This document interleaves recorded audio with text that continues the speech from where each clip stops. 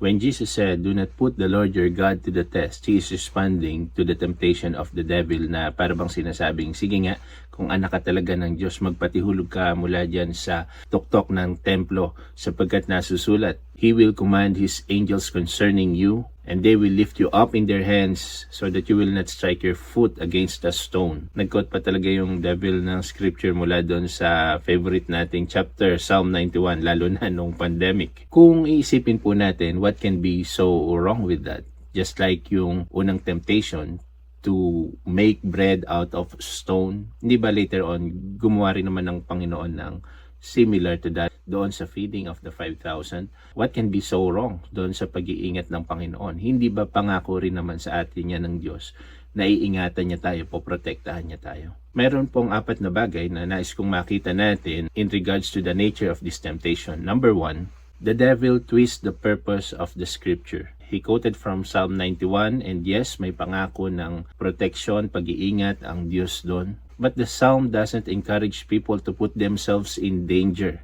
just to force God to rescue them. No, hindi po. Number 2, the devil encourages testing God. Yung temptation po ay panunubok sa Diyos na para bang, sige nga, tumalong ka nga dyan sa mataas na building na yan and make God prove His promise. Ganun ba yun? Mali po yun. Remember, trusting God is different from demanding from God that He will perform a miracle based on our terms. Hindi po ganun, mga kapatid. Number 3, the devil appears to pride and spectacle. Parang pasikat lang, di ba? Yung pagtalon mula doon sa tuktok ng templo, can you imagine that kung mawi-witness mo and then the angel will rescue Jesus? It could have attracted attention and admiration for sure. Parang Superman effect lang, hindi ba?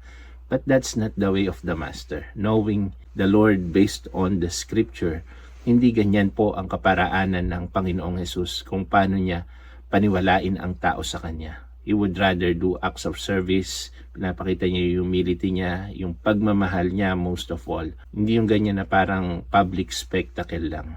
Hindi po. The temptation invites Jesus to use His identity as God's Son for self-display rather than obedient service. Number 4, He tries to separate faith from obedience. Ang genuine faith po ay trusting God's promises while doing God's will. The devil suggests that faith ay para bang you have to take reckless action and then expecting God to intervene on our behalf. No, hindi po ganun. Sa buhay po natin, mga kapatid, may mga ganyang angulo din po ng temptation sa atin. Mga panunokso ng devil, but remember, misusing scripture is wrong. Seeking signs just to prove God's care, ekis yan. Using God's truth to justify disobedience, mali po. Doon po tayo sa genuine faith at hindi presumption. Okay po, ingat po lagi and God bless you.